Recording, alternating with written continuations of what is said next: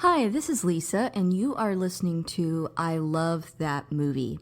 This podcast is for movie lovers. It's not an unbiased opinion, it's not a straightforward review, it's just a couple people talking about a movie that they love.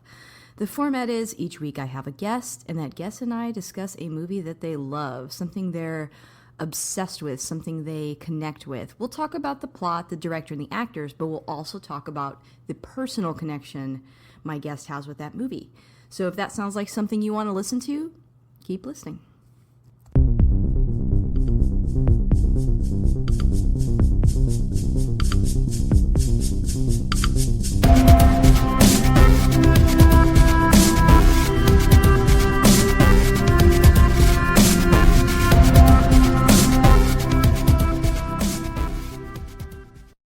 Hey, this is Lisa, and if you want to catch up with me, you can on X at ILTM Podcast. I'm also on Instagram at I Love That Movie Podcast, and we have a Patreon. This show is always free, but if you want to support on there, you can. That's at patreon.com/I Love That Movie. And if you sign up, you do get a weekly bonus episode. It's basically my musings of what I've been watching that week. So right now, it's probably a lot of me rambling on about how much I love Widow's Bay. But yeah, if you want to check that out, you can. And if you like what you hear today, please subscribe and rate the show. It does help new listeners find us. I have a returning guest on the podcast. I have Brian. Say hi, Brian. Hello, everyone. Nice to be back. Hello. Yes. If people have not heard you on the podcast before, would you mind introducing yourself just a bit? Sure. My name is Brian. I love That Movie Podcast. I've been on here before one other time for Collateral. Highly recommend that movie, and we're here to talk about the wonderful movie that I love. Well, one of the movies I love, 3:10 to Yuma.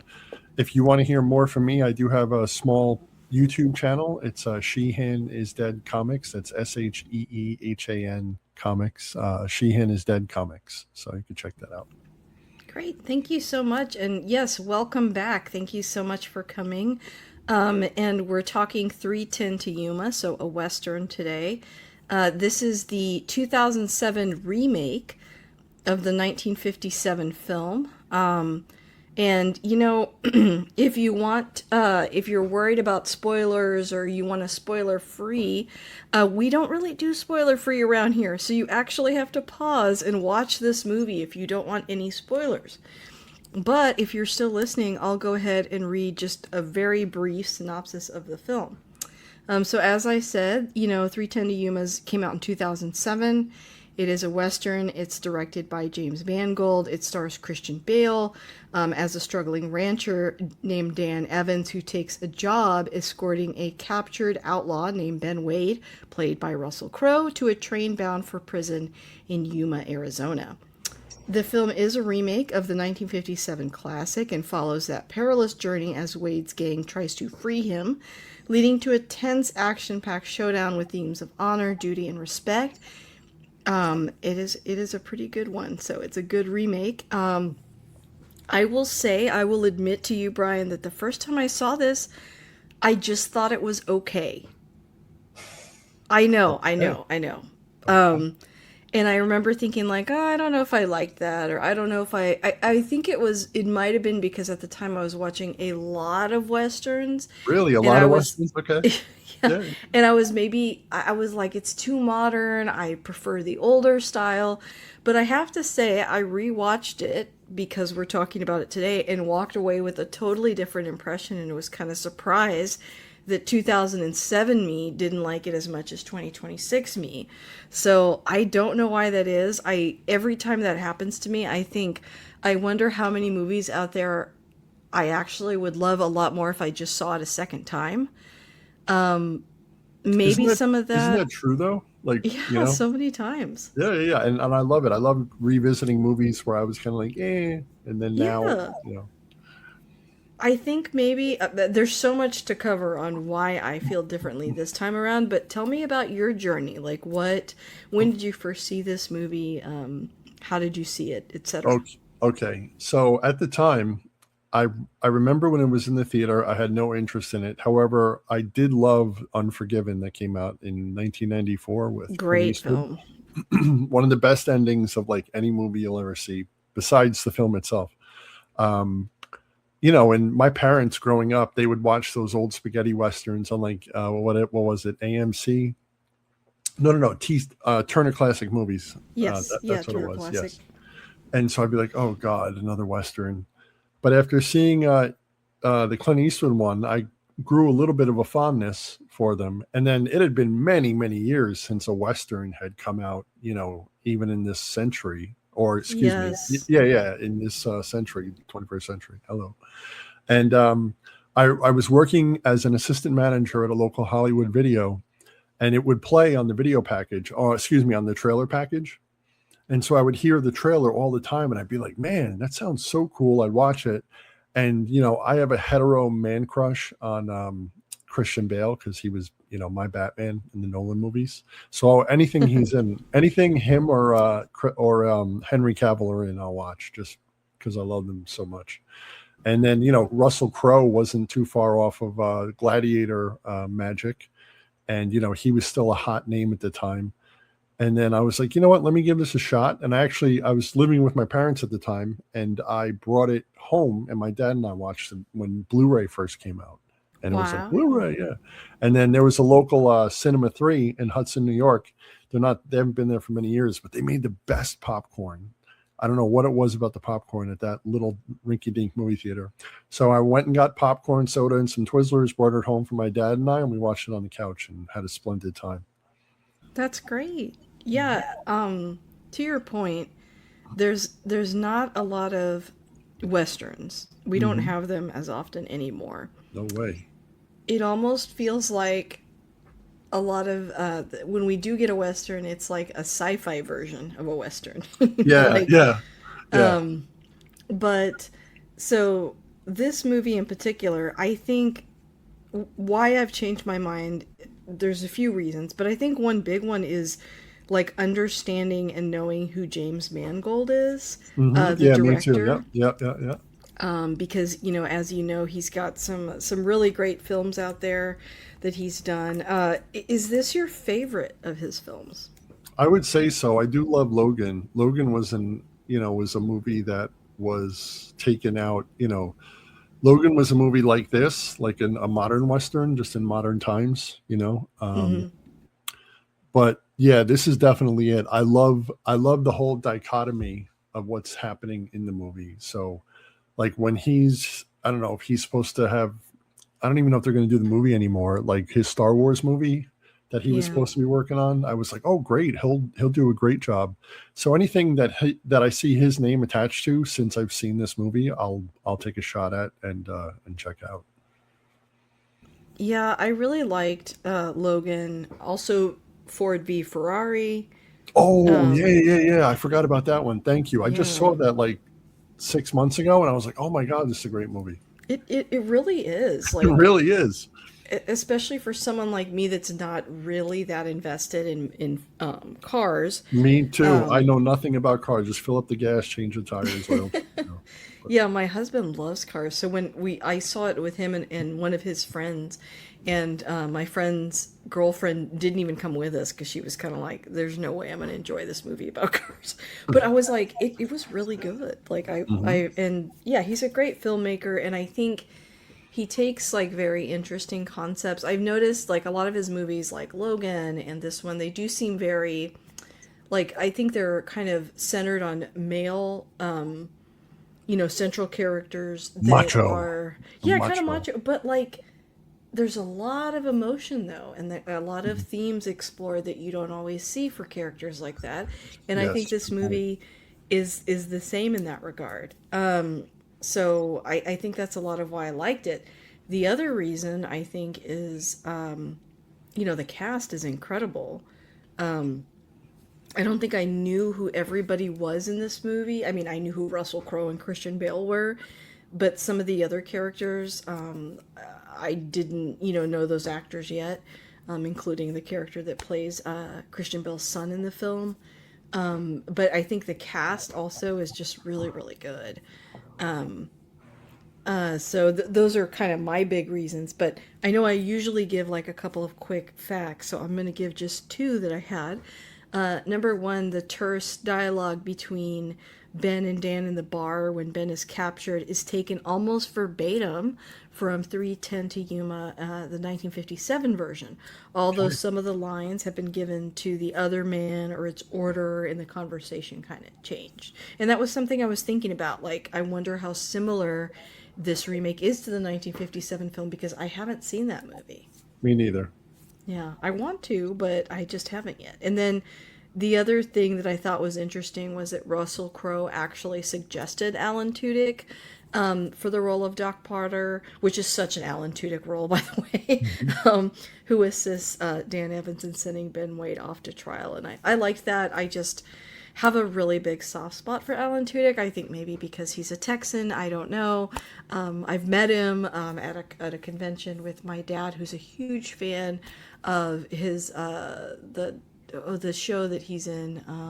Not Firefly, but What the do you more say, recent Alien or one. something? Yeah, where he's the alien. Yeah, Yeah. my dad loves that show, and so we went and met him. And so I don't know. I just have a soft spot for Alan Tudyk. I love his voice work that he does. And I think he's just a great actor. So that was my second quick fact. Alan Tudyk. I just watched Rogue One again for the first time in a while. He's great in that. And he was K2SO. So yeah, he was awesome in that. He was Yeah, awesome. I just like what he brings to every role. I like how like theater it is, and how fun the characters he does are, and how different like he does different voices. I remember seeing like a clip one time where someone was trying to identify which voice was which, and he can do so many voices that sometimes it's hard to even identify when they're him or not. And Hmm. I think that's really cool. But what about you? Like, what do you have any quick facts about the film that you wanted to talk about, or areas that you wanted to focus on in particular? I just think, I mean, the whole the whole dichotomy in the relationship between Dan Evans and Ben Wade, it's just, to me, I'm just spellbound. Like, I'm listening to every word, I'm listening to every syllable, the way it's said, the faces while I'm watching the movie, and I'm just captivated. And like Yeah. I said, I have a huge man crush on Christian Bale, and I really appreciate what Russell Crowe brings to a movie. So, You know, I was reading about, this film initially, they almost had Tom Cruise oof, actually in the role of, who Russell Crowe plays, and I don't think that would have been great casting. I no, think Russell Crowe has a rugged edge to him that Tom Cruise doesn't have. Like I think right, Tom Cruise can be a very good villain, and we've seen that, but he's got to be the more scary, like in controlled, polished villain, and that's not hmm, who Wade is. yeah, So I think the casting is pretty spot on. In a big part of the movie, I like what he brings, and I agree with you. I also think Christian Bale, he's in several of my favorite films. I do really like him in his roles as well.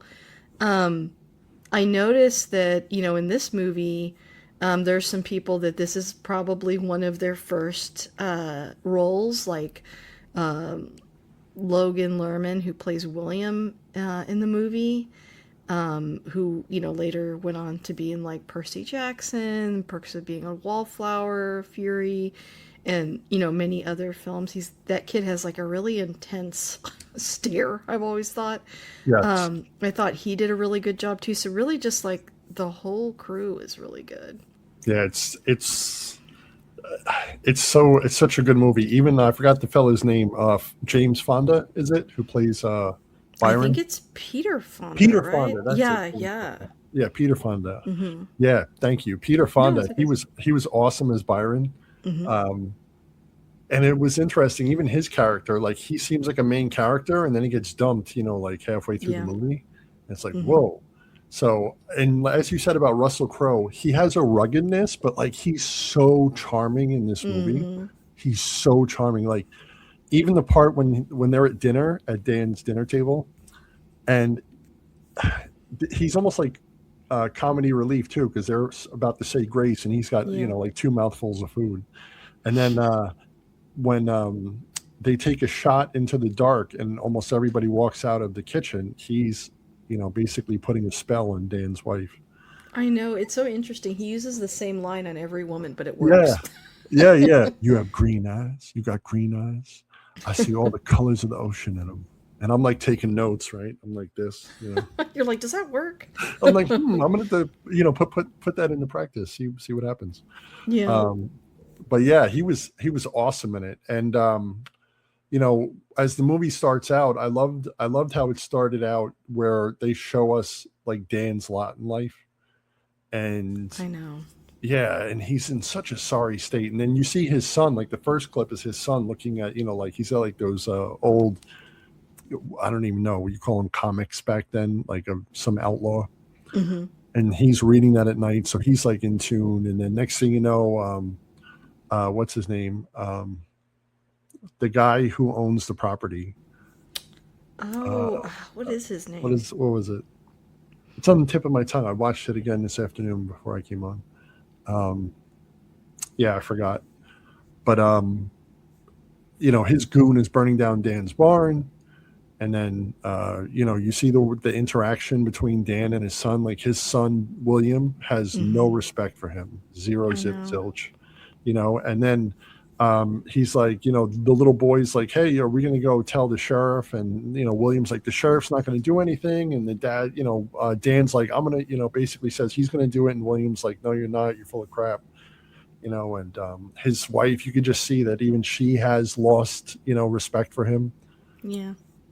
Just not that but he's a good man. You could tell he's a good man, but it's all about, like Dan just doesn't have anything to show for it. And I mean, and on top of it, he's got half of a leg from the Right. Civil War. So, I think it's like it's a very familiar plot line in westerns about restricting water mm, and about the railroad and like the way it's displacing people, disrupting their lives, and that's what's happening to Dan. And it's like life just keeps taking and taking and taking because yes. like he lost his leg, he served in the military, but look at the way he's being treated when he's out. He's being, basically abused by the system. Hmm. And that's really a big plot point. I think that theme, and then also a theme about, who we decide are the good guys and the bad guys. I mean, by the end of the movie, it's like Wade points out how some of the people that are on the side of the law are actually like worse than someone who's just stealing. Yeah, that's an you know? ongoing thing. I love when he zings Byron about that. And you're Yeah. like, whoa. And, because like Byron, he even says, he's like, oh, Byron here. He's like, you ever read anything other than the Bible? He goes, no, there's no need to. And he's like, oh, yeah. And then he starts talking about how he, the Apaches, he was shooting them Yes. and their kids and just threw them crying into a ditch. And he's like, I guess Jesus doesn't like the Apache, huh? You know?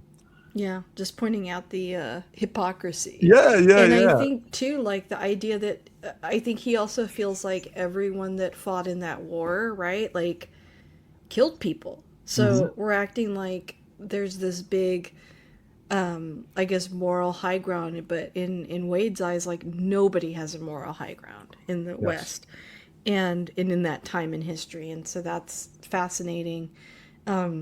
But it's almost like they're two sides of the same coin. Life has really beaten Wade down, and his response to that is to play the game, is to be just as lawless and cruel as life has been to him. And then Dan has this really And strong core. and he sees like the fruits from it, Yeah, I mean he's getting of away with it.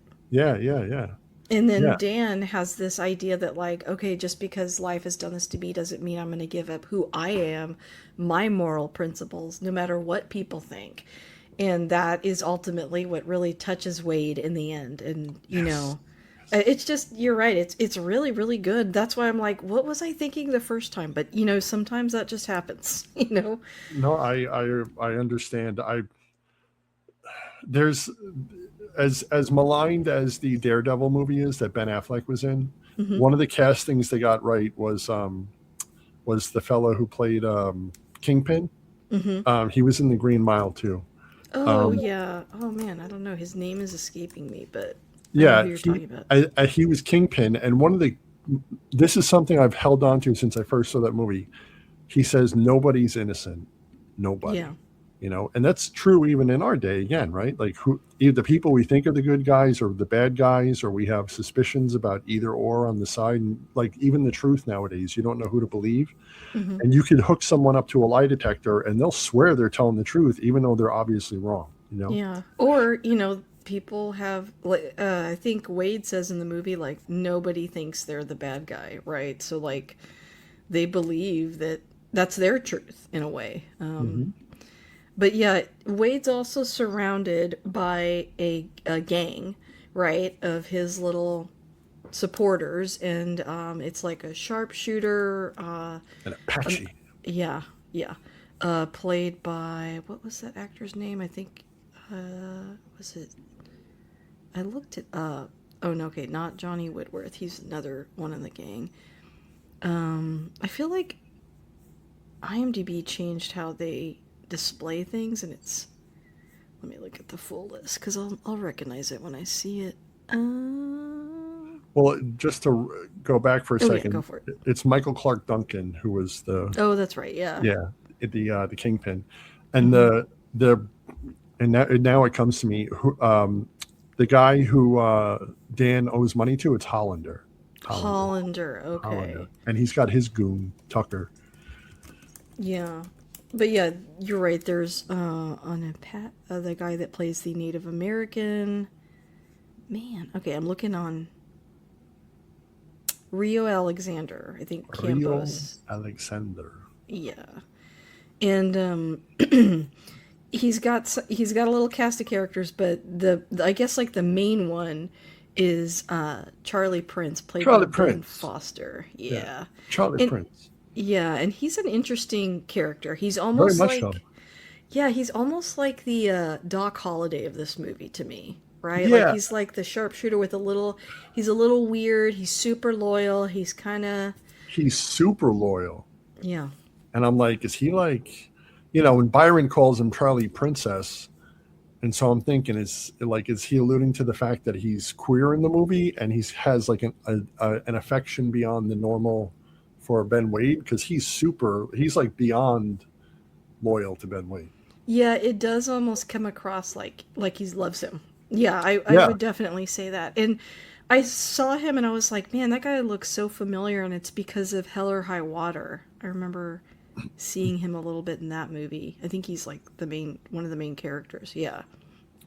yeah, Um he was good. yeah, but I like how he plays that character. Like you said, there's multiple instances when really he shouldn't have gone back for him. Yeah, But it's also, I think he and the gang, it ultimately ends with Wade killing all of them, right? Even though they go through all this trouble to save him, and he decides like it's almost like a monster he created. I feel like he has this little band of outlaws, and they're truly terrible. And I think by the end of it, he's like, "There's no redeeming these guys. Like, yeah, they're so bad." and especially with Charlie, like Hmm. at the end of the movie, he's like, "No!" When Charlie blasts Dan Evans like 4 or 5 times, Yeah, you and know, and to your point earlier, his hatred towards Dan is a little bit misplaced, right? Because we know that Wade has an affinity for Dan and a connection. So maybe that was jealousy. Like maybe it was like, I got to get this guy out of the picture too. You know what? That is I quite the mean, statement. And in retrospect, that could be, I'm sure. yeah. Yeah, that's something we could, definitely read into for certain. Yeah. Yeah. I mean, I did pick up on how obsessed with Wade he was, but I think I didn't think of that second thing until what you said. I'm Hmm. like, yeah, I mean that's one way to read it. He definitely there's that part of the movie where the outlaws are like, we're going in the complete wrong direction. It would take, X amount of time. We don't have the resources, and he's like, we're doing it. Yeah, And it's and like, kind of against reason, especially when absolutely. you later find out, like, when he goes, okay, I have a confession. I've been to Yuma before, actually, like a few times. Yeah, yeah, yeah, yeah, And yeah, so you're yeah. like, why even put all this effort into stopping them if he can break out anyway? Like, it is kind of weird. But he's an odd guy. And, like, the whole little crew of people, they're kind of, yeah, they're, like, not super redeemable. So I No, guess, yeah. absolutely. Like he even calls them animals. He goes, "Look at Yes, them. yeah. They're all animals." And then But he told his son, he's like, call them off. And he goes, "Why should I?" He goes, "Because you're not all bad." He goes, "Yes, I am." And then the kids going over like the redeeming things that Wade's done on their journey, and they were you could believe that he did those on purpose, and maybe his conscience is like catching up to him, but then also the way he's so nonchalant about it, of like, well, if I had a gun back there, I would have used it on you, and he just looks at the kid and he like deadpans him, yeah. and so it's like, what's is he really that bad? Because like he said, I would have to be that bad to lead an outfit like that, and it's true. Mm-hmm. You know? I think I think he thought that he was. Yes, But good point. but then seeing Dan, it's like it I almost felt like, he talked about like how horrible his childhood was, and his father was. And I think that seeing such a good dad, like maybe that Yes. that relationship, and that's what I meant when I said like it seems like James Mangold's movies are like very, like you said, they seem like very macho, I think, on the surface. Hmm. But it's funny, as things are stripped away throughout the movie, Wade and Dan become more and more and more real and raw with each other, and they get down to the core of what's really going on with the two of them, Hmm. and what's emotionally what they're going through. And that's kind of what leads to their like really strong connection towards the end. And I just thought, like, this time around, I was like, wow, that's really cool. I really liked that aspect of it. Yeah, that's the glue for me. That was the pop for me. Mm-hmm. Um, when Dan is about to leave and his wife is like, "Daniel, like, what are you doing?" And he's like, "I'm tired of the way the boys look at me, and I'm tired, and I'm tired that of the way that you don't." He told her. And so like I felt that because I've been in some relationships that ended for whatever reason, some my own, some others, and that just hit home because it's like, man, I think any guy who's broken up with his girlfriend or his wife has felt that way at some Yeah. particular time. And especially I saw a quote the other day. It was like, a man has to have money to be part of his own family, Mm. right? Yeah. Which is true. That's just our lot in life, which is we're the provider and we're supposed to take care of our wife and our family, right? So he's doing it the best he can, but again, like he said, I've been praying to God all these years, and he's not doing anything. He says he's not listening. Dan had And said, and that's where he's really having the same struggle, really, that Wade has, except, yeah, now he's flirting with, do I change my core, who I am, what I right. believe, because it's obviously not paying off. Hmm. And yet his And conviction is so strong. Wade keeps like picking at it too. Yep, he's like, don't He's you like the see this devil. game's rigged? Like it Yeah, is, you know? he's like the devil on his shoulder. Hmm. Even like at the first fire scene after they leave, he's like, he's like, if I had a wife like her, I'd treat her better than you. He's like, I'd buy her pretty dresses. And then Dan's like, well, not all of us can be cutthroats and thieves. And then he goes Hmm. on to like prod Dan to like bring that anger out of him. And he does. And he's like, I'll cut you down right here. I'll cut you down. And he's like, I like this side of you, Dan. And so throughout the whole movie, he's like picking and prodding at him. But Hmm. Dan stays level, like you said, he stays level to his core. And Ben Wade sees like, wow, this guy is actually a good man. And then when Hmm. his kid gets involved, he's like, wow, this guy's a good father too. Right. And the boys, and he tells his son, he's like, you go home and you tell everyone that your dad brought Ben Wade to the 310 to Yuma when no one else would. Because this Hmm. is after the marshals that were, the original cast was shot, killed, Yeah. or killed or maimed, and then even the ones that the railroad guy hired, they abandoned ship when once Charlie like hired the whole town and said, I'll give you $200. Yeah. And it's Yeah. like, wow, and again, Ben Wade is seeing this. And then I also noticed when he's telling his son that, and this is after Ben Wade tempts him. He's like, I'll give you $1,000. And he's like, how am I going to explain for $1,000 to just show up? And he's like, nobody has to know. Again, he's like pulling at his morality, right? Yeah. And then Dan shuts him down. But then when he's telling his son about like instilling in him, like, I'm going to do this, you go home. There's the camera pans in on Ben Wade's face and in the background, but in the foreground is like the hands of Dan Evans and his son, William. But Ben Wade is like focused in and he's watching the interaction between him and his son. Yeah, I think him not being able to change Wade and Wade changing him.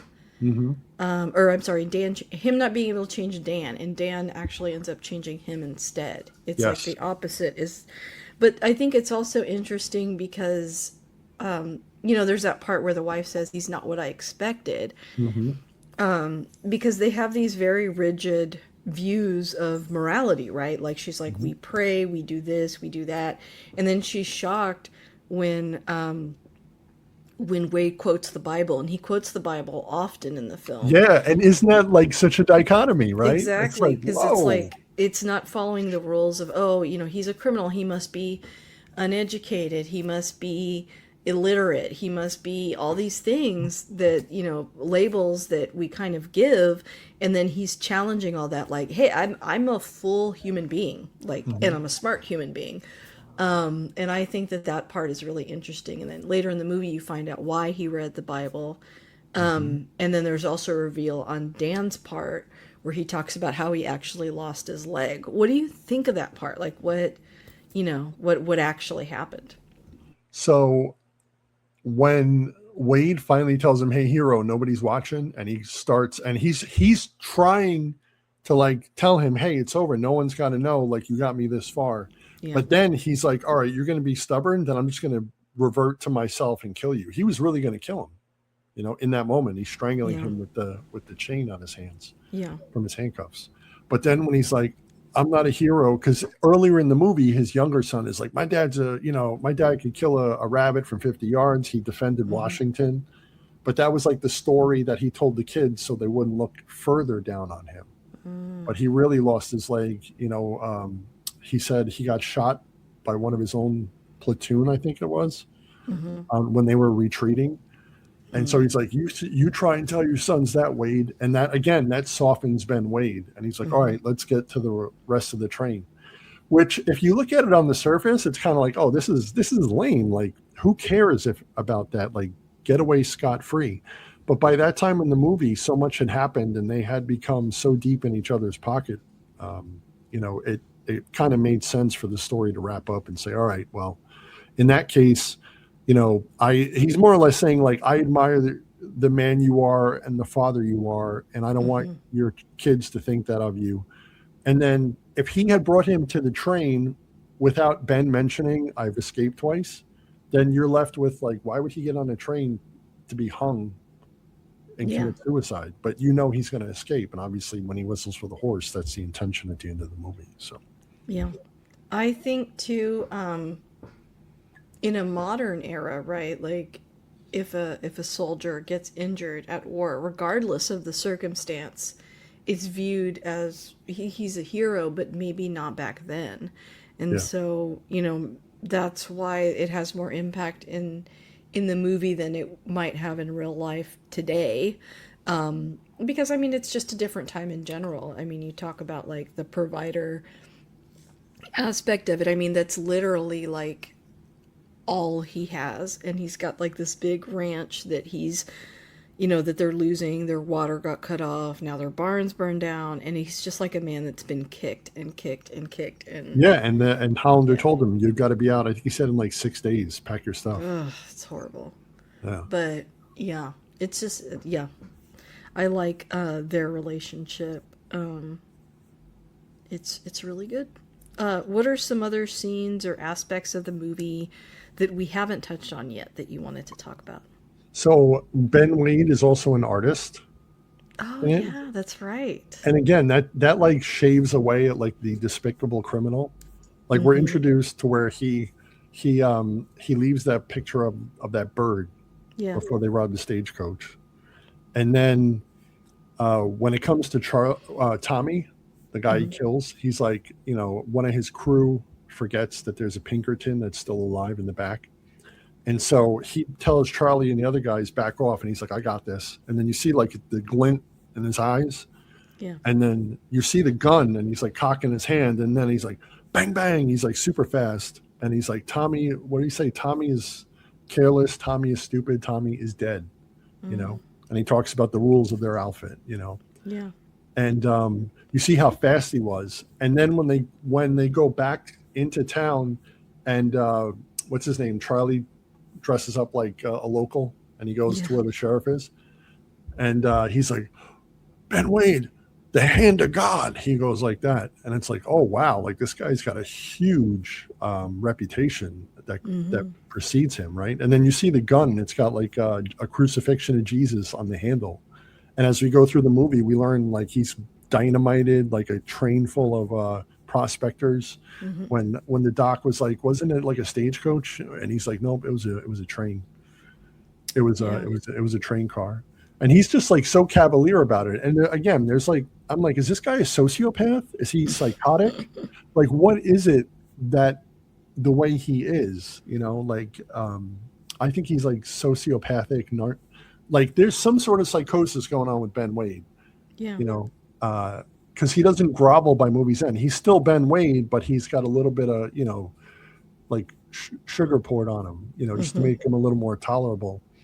And then when they talk about when he sees Dan's cows, and he's like, man, those wouldn't feed anything, and he Yeah. could see like, look at this poor fella, and he basically looks down on Dan as soon as he meets him inadvertently when Dan stumbles on the cows after he, takes out the stagecoach. Man, that stagecoach scene is really good too. And it's Mm-hmm. it's like it's so brutal, and it makes you really kind of understand like how wild I guess the West was, at that Mm-hmm. time of like Mm-hmm.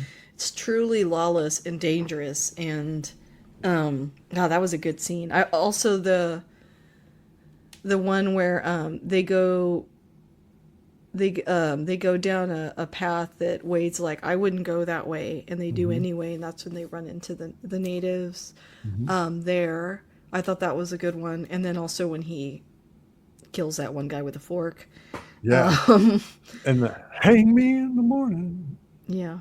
till the night is through. I And felt that's, very little empathy for that guy. oh, to me not, too. like, It he was was like, so well, evil. yeah. And like Dan said, he's like, I didn't wish him, he said, I wouldn't wish him dead. He's like, well, and then he's telling Dan, like, what's the difference, when they're like going side by side. Yeah. But going back to that Apache one, when they took that path and Ben says, I wouldn't take it if I were you. And then Mr. Butterfield, the railroad guy, he goes, Hmm. why? So your gang can take us out? And then they zoom in on Ben Wade's face, and he gives his face this look of incredulousness. Hmm. And he's like, no, it's because there's Apache there, and they're the ones, who are like fanatical because they decided to stay and fight, And Hmm. I was like, that was a detail I hadn't picked up before until I watched it earlier. Yeah. Yeah. He warned him. I mean, Mm-hmm. yeah, that was a good one. I even want, let's see, another scene that was good. I like the one with Byron when he killed Oh, Byron, yeah. and he's like, yeah, if I was the seed of a drunk gravedigger and from the rancid womb of a whore, he tells him. Oh, yeah, and he's like, you're supposed to be nice to your mama, basically. Yeah, yeah, and then like all of a sudden, just as Ben Wade like turns toward him, I also noticed like one of the chords in the background in the soundtrack like Hmm. changed for like like, oh, something's happening, and he grabs him and he's like, I always did like you, Byron. He tells him like that. Oh, let's go back to the beginning then with Byron, Yeah. because this gives us the like an impression of who Ben Wade is. Hmm. So Byron is injured, and I think, shot. He's shot, yeah. He's shot, and then he's crawling toward Charlie. He calls him Charlie Princess. Charlie shoots him, which looks like it's going to be the killing blow. And then Ben Wade's like, "Hey, Byron," and then Byron continues to insult him when we first meet them. And Byron's like, "You might as well get to it and kill me." And, they look at Ben Wade, and he actually has a look of like sympathy, compassion. He goes, "I'm not going to kill you, Byron, not like this." And he's like, "Well, it don't make no difference, because when basically when he gets better, he's going to come after him." And he goes, "Well, I'd be disappointed if you didn't." And it's like, wow. Interesting, yeah. Yeah. And that was like the way, and it's like, who is this robber? He's got his own morality, his own Yes. code. For whatever reason, killing Byron, wasn't part of his code, and he couldn't justify it in his own mind until Byron said something mean about his own mom. Yeah, he's like, even bad men love their mama, and you see him throw Byron. And how many times did he have the chance to escape? That was one, right? Yeah, many times. And then William comes over, and he's like, "Tell your boy it's over, Dan." And all of a sudden, the kid like shoots, bang, like that, and you can see like his whole countenance change, Ben Wade. Mm-hmm. And then Dan's like, "William, you can keep the gun on him." He's like, "A lot better than you." And then, that's when they get off the horses and reclaim their weapons. Then when the Apache, he saves Dan's life. He didn't need to do that, right? Mm-hmm. And then when he killed the dude with the fork, and Dan, when they were on the horses the next day, he's like, "Why didn't you kill me?" He goes, "Well, I killed him because he took my horse." And it's like, right, because Dan's been gentlemanly, or at least cordial with him, right, up till that point. And then after the Apaches, that's when he actually does escape, and he takes off, and then he gets caught by the those three guys in the who were building the railroad. Yeah, including Luke Wilson. Yeah, and it's like, wow, Luke Wilson playing like a yellow-toothed, like bad guy, scummy cowboy was different, but I was like, okay. Yeah. I think we're far enough removed from his heyday that I can buy it better now. Yeah. Right? Because he was like an old school around that time. Mm-hmm. I like that and then the dichotomy runs further, because then what do? They rescue Ben Wade. Mm-hmm. Right? Yep. They're like, "This is messed up. Like, we don't agree with this." Yeah. And he's like, and Butterfield's like, he knows the guy's name, and he's like, we're here for our prisoner, Ben Wade. And he's like, "Who?" He's like, "Come now, let us not play games." He's like, he's right there. He's like, "I don't know who you're talking about," like that. And then he goes on to say how Ben killed his brother, and then Ben tells him why he killed his brother. Said he was a cheating card shark, scumbag. And so it was like, oh wow. So that gave you further, because again, he didn't just kill his brother for no reason. He was giving the reason why he killed his brother. Yeah. Again, his own code. He had his own code. Yep. Mm-hmm. Yep. And he even admits how many people he killed. Not the number, but like Dan mentions it. And he's like, this was like, I think by the fire.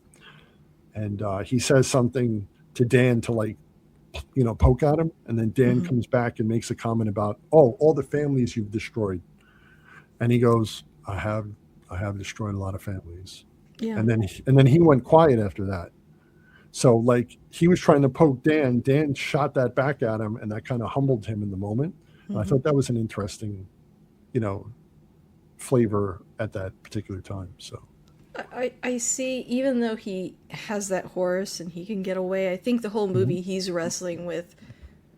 Wade is wrestling with what he deserves. Is he, True, right? I think, like, should he pay? I do think that's interesting. And then I was so sad when Doc died. Yeah. I was like, no. He was super proud of himself too. He's like, yeah, bro. And then how about Dan when even the kid was like, let's just go home. And he's like, well, then what is his, what is Doc's life? Yeah. And then Byron's life, his fallen compatriots on the journey. And it's like, wow, that's like super honorable. That's taking it to the next level. Because as I'm watching this, I'm like, I would have taken when Mr. Butter, what was it again? Like Butterfield or Butter? Butterfield, there you go. Yeah. Something like butter candy. Butterfield. He's like, here, Dan, here's the $200. He goes, you've gotten this far. I relinquish you of your debt. You can go home now. Because, at that time they're in the hotel and Wade's guys show up, right? Mm-hmm. But he's like, no, because he's like, what about Doc? What about Byron? And then that's when he turns, and Ben had tried to tempt him for the $1,000. And it's funny because when he goes to Mr. Butterfield and he's like, I don't, he goes, I promise. He goes, oh, I want more than promises, Butterfield. I want guarantees. He goes, I want $1,000. And then you see like Ben Wade look up because that he got the idea obviously from Ben Wade for the $1,000, right? I didn't think of that. Yeah. Because you see the way Ben reacts when he's drawing in the Bible, and he goes, I want $1,000. And then he looks up like that. And then he's like, and I want to make sure my water never runs out. I don't want I don't want Hollander's men on my land, so on and so forth. And then Dan, after he basically signs his own death warrant for the betterment of his family, he's, and Wade tells him, hey, you squeeze that watch any harder and ain't going to make the time go faster. And you can see like Dan is like really upset and bent out of shape. And then he takes the watch and he throws it across screen. And it's like, he's basically said, I'm going to sacrifice my life to make sure that my family is better off. So. Yeah. Be someone that like be an actual hero. Yeah. Right. Cause he's called quote unquote hero, but to actually be a hero instead of, living behind the lie because he's embarrassed that he was shot by his own regiment. Yeah. So. I couldn't tell if that meant it was friendly fire or if like his men turned on him. No, or it was just friendly fire. Okay. Yeah, it was friendly fire in the chaos of retreating as I saw it in my mind's eye. Okay. Yeah. What a horrible, I feel like those guns back then were terrible on top of everything else. Yeah. Oh, you haven't talked about, you talked about the crucifix on the gun, but remember Wade also says it's cursed, which I like that too. Oh yeah, he's like, careful, it's got a curse on it. Yeah, a little bit of supernatural. And then Tucker chuckles and he goes, "Laugh now." Yeah. He goes like that, and then sure enough, what happens? Tucker gets iced from the fork. And then Tucker had it coming. He was awful. He did. He was a real dirtbag. Yeah. And then also in the last act, Charlie tells everybody, "Hey, I'll give you $200. You shoot them." Then by the time Wade and Dan are about to have that moment where, he tells him, "Give it up, hero." He's like, "Charlie," and then Charlie shoots one of the random guys who's he's supposing to pay for taking a shot at them because now they're shooting at both of them. And then he has the Apache guy, the sharpshooter, shoot someone who's in front of them to where it's like all of a sudden his own men were helping Dan in a way. And I don't know are you familiar with anything like the Assyrians in the Bible or like history? All right. So there's this one big battle, and I believe the king was Hezekiah, and he petitioned God that he was afraid of the king of Assyria because the Assyrians had come against Jerusalem and they were against Israel, and they had this massive, like nasty, like absolute no mercy army. So God hears Hezekiah's petition, and in that night 185,000 were slain by one angel in the nighttime.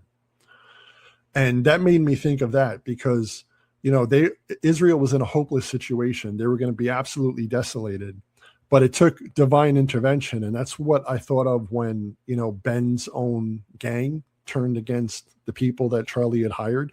And it was like an act of God that for some reason Ben's gang is now helping Dan Wade advertently to take him to the train. Yeah, I didn't think of that part. Yeah, it was like, and again, he talks about the Bible. He talks about the hand of God with his gun, So like, again, that like supernatural divine. Yeah, which is in a lot of Westerns, understandably, especially when you think about, how people were at the time. So that's, very cool. They were very religious, very old fashioned. Yeah. And then how about that ending? Yeah. I love the ending. Isn't it a great ending? Amazing. I like to this day, I still am like, why did he do that? Like what?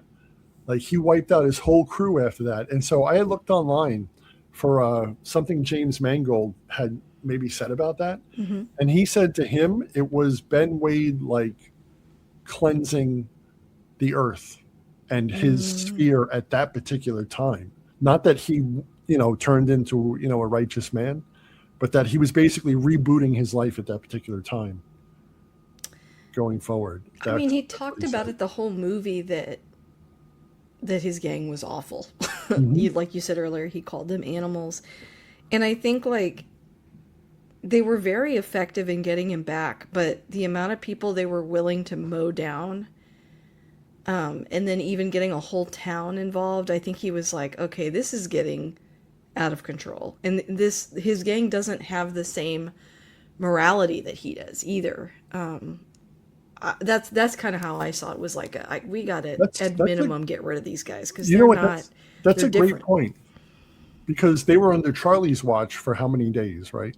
Mm-hmm. And they did it reluctantly because the one guy's like, he did it to himself, and Charlie pulls the gun on him, and he's like, no, we're going back. Anybody else got something to say?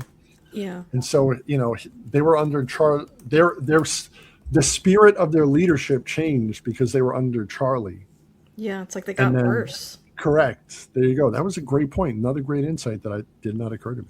Oh, I love discussing that because it's like everyone that watches it walks away with different things, and so Hmm. I've appreciated everything you've pointed out. Is there anything else about the movie that we haven't reviewed yet that you wanted to discuss? I mean, you could probably Yeah. talk about it all day, right? I really could. It's one of those Oh. movies that just talks to the something inside me Mm-hmm. in many ways, not just like in one way, but like Mm-hmm. how Collateral had that odd friendship brewing Mm-hmm. with Oh, that's Vincent true.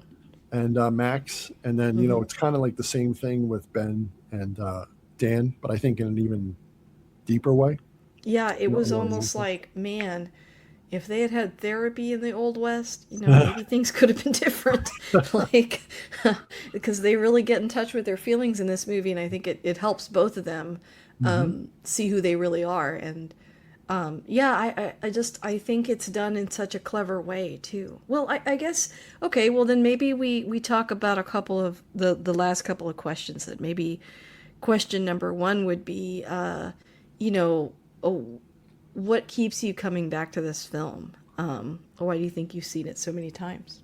I think so. I've owned this movie in Blu-ray and I've owned it in 4K. Mm-hmm. Um, I just every time I watch it, I feel like I discover just the slightest new thing. Like even Yeah. some of the facial expressions that I hadn't picked up on before. Um, the story is just it's magnetizing to me Mm-hmm. and to my sensibilities. So I love to read people and like watch and like try and understand like what is going on behind what my eye is seeing or my ear is hearing. Oh, okay. You know, I'm fascinated by that stuff. Read many books about body language and neurology and such. So it really speaks to something inside me, but also something inside my heart to the person I am that I appreciate about the both of them. Mm-hmm. Because I was also thinking, like growing up, they tell you, and I, as a girl, you probably you can't relate, but like as a man, it's like don't walk down a dark alleyway. Mm-hmm. But it's like, well, what if I wasn't afraid of walking down a dark alleyway, and if trouble came upon me, I was the trouble to my trouble, Mm-hmm. right? Yeah. So you take fear and turn it into power, and then you're not afraid anymore, Mm-hmm. and like that really appeals to me as well. It's probably why I have a fascination with Batman comics and Batman movies. Right, and I think that's why a lot of people do. Hmm. That the idea that and the Wild West is a great setting for that. That's like the Um, ultimate dark alley, right? mm-hmm. Yeah. And I was thinking while you were talking about this movie, you mentioned at the top about Unforgiven, and I Hmm. think there's a lot of parallels in Unforgiven to this, especially with like really understanding who the characters are. Like they go a little bit deeper, I think, than in some westerns, and maybe that Yes. just speaks Then an to old John Wayne, right. bang bang. You Yeah, like those are great films. know. But they don't go deep, and like this movie does go a little bit deeper into There's like the actually character psychology. arcs. Mm-hmm. Yeah, there's Yeah. character arcs with psychology. Mm-hmm. You know, who they are is, we start off with their initial worldview, and then we see Mm-hmm. them make this journey of like appreciating or at least respecting Mm-hmm. the other person's wants, desires, and motivations. Yeah. Yeah. And I And think by the end of it, they're changed, both of them. right. And then to How, see this like monster, sorry, to no, see no, go this ahead. like, monster of a guy, the baddest man on the planet, do something righteous, and to be moved, truly Mm-hmm. moved, because this man, this righteous man, you know, basically knew he was going to die taking him to the train and still did it to provide Mm-hmm. for his family. And, for the outlaw to be moved by that in some way to where he responded the way he did. And then Yeah. Russell Crowe's whole deal, like when they zoom in on his face and his steely eyes, and after Charlie throws him the gun, Mm-hmm. and you're like, "Whoa, what's going to happen?" And then that ending always gets me, always Mm. gets me. Yeah, I think a lot of times in westerns, the bad guy is like a cartoonishly Yeah, like the mustache good, bad, twirly and the ugly. guy. Yeah, Yeah, and they're great. Like, don't I'm yeah, not taking yeah, anything yeah. away, but in this movie, it's like it's kind of interesting because it's almost like James Mangold saying like, by the way, like in all the history books, when you read about these outlaws, like they were whole people, right? And like this movie is treating the outlaw like he's a whole person, hmm and so that's fascinating. How would you pitch this to someone that maybe hasn't seen this movie before? I'm always, even when I pick this movie, I'm like, oh, I don't know if Lisa's going to get a lot of interest in this one because it's a Western. But I'm like, this movie has to be seen and appreciated. Um, I would tell someone, as soon as I said Western, they'd probably roll their eyes. But I'd say, no, no, no, no, no. You really have to watch this. Like, it's not, like you had said, it's not a twirly, a guy with a twirly mustache and, they meet up at the OK Corral by the end. It's a journey of two characters from polar opposite lives and morals. And then it's a journey between the two of them to where they come to respect the other's point of Mm-hmm. view. Yeah. And then by the end, like the ending is one of the best endings of any movie. My dad, when he was alive, used to say, a good movie when the ending is great and you remember it, and Yeah. it moved, and it moved you. And just like we mentioned with Unforgiven, great ending. This has an ending for me that like rivals that one. Yeah, I really like Unforgiven. That's one of my favorites. You know, westerns may be having a little bit of a resurgence. I mean, when you think about like how popular Yellowstone has been, True. and other films, you got Westworld. I mean, it looks different, but I almost feel like people might be more open to that right now. I just feel like country music is really big also. Like I just think maybe it's the right time to like watch a western from 2007 with a wonderful cast and a director of a movie that, Logan is so huge, right? Like people love hmm that film. So, yeah, I think that's well said. Well, Brian, this was a great discussion. We loved Thank that you. movie. We love it. And thank you again for picking this movie, having me revisit it and walk away with such a different point of view, almost like, we changed each other the way Wade and Dan affected each other. hmm But I'll never So try to choke you out. I promise. thank you. I appreciate that. It's important. It's important. Yeah. But yeah, so it was a great film and appreciate having you on and look forward to having you back soon. Yeah. Thank you. Absolute pleasure. Thank you for keeping me in mind. This when I watched this a few months ago, I'm like, I have to talk to Lisa about this. Yeah, and you had mentioned it a couple of times. I'm glad that we sat down, we recorded. It was a great time. Thank you again. Thank you.